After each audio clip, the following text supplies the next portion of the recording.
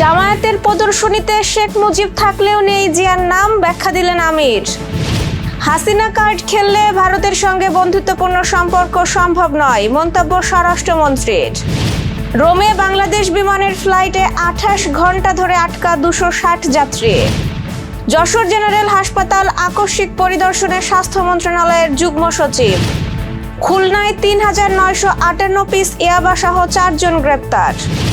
মোরেলগঞ্জে বৃত্তিপ্রাপ্ত 22 শিক্ষার্থী পেল সম্মাননা।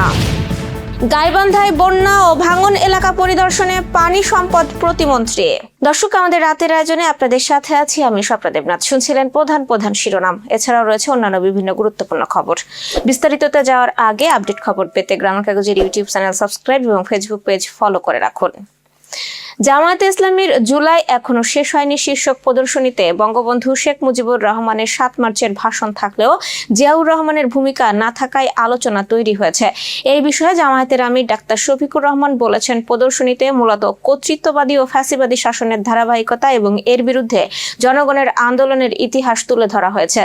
তার দাবি, জিয়াউর রহমানকে কর্তৃত্ববাদী শাসক হিসেবে বিবেচনা করা হয় না, তাই তার ভাষণ বা ভূমিকা প্রদর্শনীতে রাখা হয়নি। তিনি বলেন, বিভিন্ন সময়ে অধিকার আদায়ের আন্দোলন, জুলাই গণঅভ্যুত্থান, হতাহত ও নিপীড়নের ইতিহাসই প্রদর্শনীর মূল বিষয়। জনগণের অধিকার নিশ্চিত হওয়ার দিনই প্রকৃত অর্থে জুলাইয়ের সমাপ্তি হবে বলেও মন্তব্য করেন জামায়াত আমির।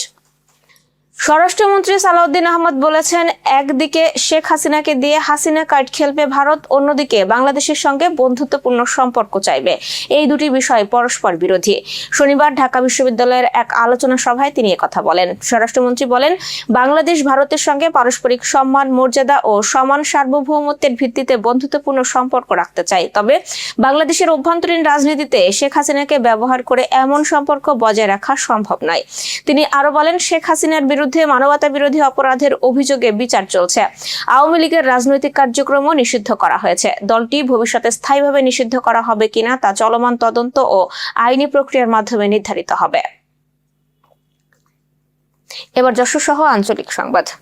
স্বাস্থ্য ও পরিবার কল্যাণ মন্ত্রণালয়ের স্বাস্থ্য সেবা বিভাগের যুগ্ম সচিব ডক্টর মোহাম্মদ মুস্তাফিজুর রহমান যশোর 250 শয্যা বিশিষ্ট জেনারেল হাসপাতাল আকস্মিক পরিদর্শন করেছেন।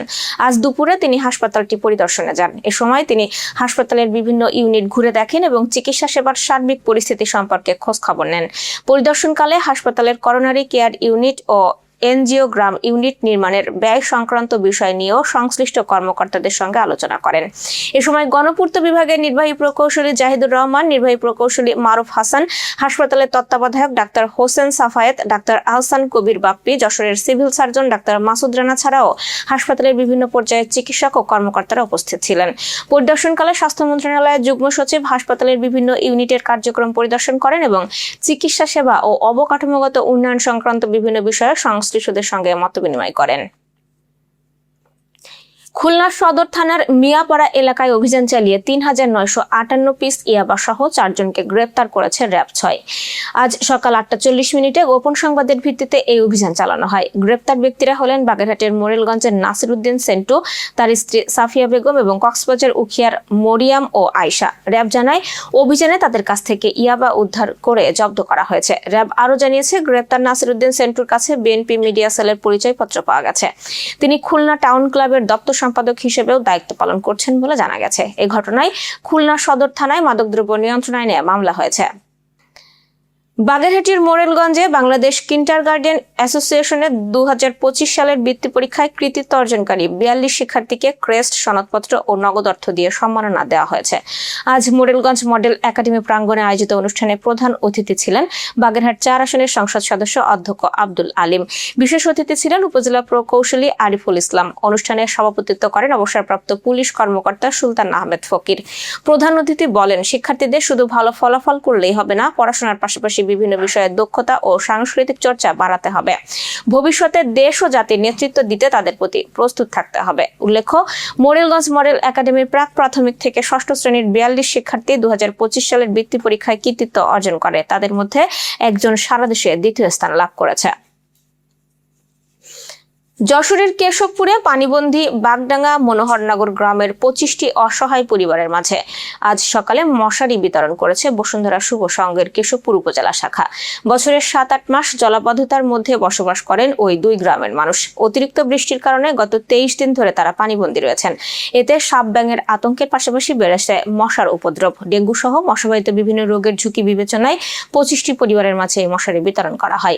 শুভ কাজে সবার পাশে স্লোগানকে সামনে রেখে পানিবন্দী মানুষের পাশে দাঁড়াতে এই উদ্যোগ নেয় শুভ সংঘ। যশোরের ঝিকরগাছায় শহীদ জিয়া স্মৃতি ফুটবল টুর্নামেন্টের প্রথম পর্বের শেষ খেলায় গদখালী ইউনিয়ন একাদশকে 1-0 গোলে হারিয়েছে শিমুলিয়া ইউনিয়ন একাদশ। শুক্রবার বিকেলে ঝিকরগাছার ঐতিহ্যবাহী বিএম হাই স্কুল মাঠে আয়োজিত উত্তেজনাপূর্ণ ম্যাচটি উপভোগ করেন হাজারো দর্শক। নির্ধারিত সময়ের শেষ 2 মিনিট আগে শিমুলিয়ার 10 নম্বর জার্সিধারী অনিক হাসানের গোলে দলটি জয় নিশ্চিত করে। পরে Anik Hasan man of the match নির্বাচিত হন। খেলায় প্রধান রেফারির দায়িত্ব পালন করেন ইকরামুল হক ইকো। এ সময় ঝিকরগাছা প্রেস ক্লাবের সভাপতি রফিকুল ইসলাম, সাবেক কৃতি ফুটবলার আলিমুল কাদির কিসলু সহ স্থানীয় বিভিন্ন পর্যায়ের নেতৃবৃন্দ উপস্থিত ছিলেন।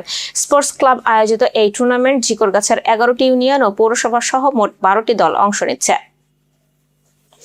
গাইবান্ধার সদর, ফুলছড়ি ও সুন্দরগঞ্জের বন্যা ও নদী ভাঙন কবলিত এলাকা পরিদর্শন করেছেন পানি সম্পদ প্রতিমন্ত্রী ফরহাদ হোসেন আজাদ। আজ নৌপথে এইসব এলাকা পরিদর্শন শেষে ফুলছড়িতে স্থানীয়দের সঙ্গে মতবিনিময় করেন তিনি। প্রতিমন্ত্রী জানান, জরুরি ভিত্তিতে ভাঙন কবলিত এলাকায় জিও ব্যাগ ফেলা হবে। গাইবান্ধার নদী ভাঙন রোধে 1000 কোটি ও 800 কোটি টাকার 2টি বড় প্রকল্প দ্রুত বাস্তবায়নের উদ্যোগ নেওয়া হয়েছে। Renaissance hospital and diagnostic centre. রেনেসাতেই মিলছে কম খরচে উন্নত সেবা। তাই নিশ্চিন্তে আমাদের সেবা নিন, সুস্থ থাকুন। Renaissance hospital and diagnostic centre, সদর হাসপাতাল মোড়, দরাটানা, যশোর। দর্শক, শেষ করব আন্তর্জাতিক সংবাদ দিয়ে। ইতালির রোম বিমানবন্দরে যান্ত্রিক ত্রুটির কারণে বাংলাদেশের রাষ্ট্রীয় পতাকাবাহী বিমান বাংলাদেশ এয়ারলাইন্সের টরন্টো রোম ঢাকা রুটের একটি ফ্লাইট 28 ঘন্টার বেশি সময় ধরে আটকে আছে। এতে ফ্লাইটে 260 যাত্রী চরম ভোগান্তিতে পড়েছেন। যাত্রীদের অভিযোগ, দীর্ঘ সময় অপেক্ষার কারণে অনেকেই অসুস্থ হয়ে পড়েছেন। পর্যাপ্ত জায়গা না থাকায় কেউ কেউ বিমানবন্দরের মেঝেতে রাত কাটিয়েছেন। ফ্লাইটে শিশু ও বয়স্ক যাত্রীদের পাশাপাশি ডায়াবেটিস সহ বিভিন্ন রোগে আক্রান্ত যাত্রীও রয়েছেন। লাগেজ বিমানের ভেতরে থাকায় অনেকে প্রয়োজনীয় ওষুধ ও ইনসুলিন সময় মতো ব্যবহার করতে পারেননি। বিমান বাংলাদেশ এয়ারলাইন্স জানিয়েছে, ফ্লাইটটি বর্তমানে উড্ডয়নের অনুপযোগী অবস্থায় রয়েছে। যান্ত্রিক ত্রুটি মেরামতের জন্য বাংলাদেশ থেকে একদল প্রকৌশলী রোমের উদ্দেশ্যে রওনা হয়েছেন। স্থানীয় সময় শনিবার রাত 10টার দিকে ফ্লাইটটি ঢাকার উদ্দেশ্যে ছাড়ার সম্ভাবনা রয়েছে। পরিকল্পনা অনুযায়ী রোববার সকাল 10:30টায় ঢাকায় পৌঁছাতে পারে ফ্লাইটটি। ফ্লাইটে থাকা 260 যাত্রীর মধ্যে প্রায় 170 জন বাংলাদেশি। তবে ইতালিতে প্রবেশের অনুমতি না থাকায় বাংলাদেশি যাত্রীদের হোটেলে নেওয়া সম্ভব হয়নি। ফলে বিমানবন্দরে তাদের দীর্ঘ সময় অপেক্ষা করতে হচ্ছে।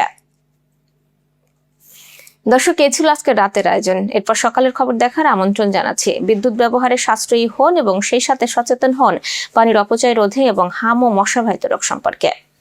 শুভরাত্রি।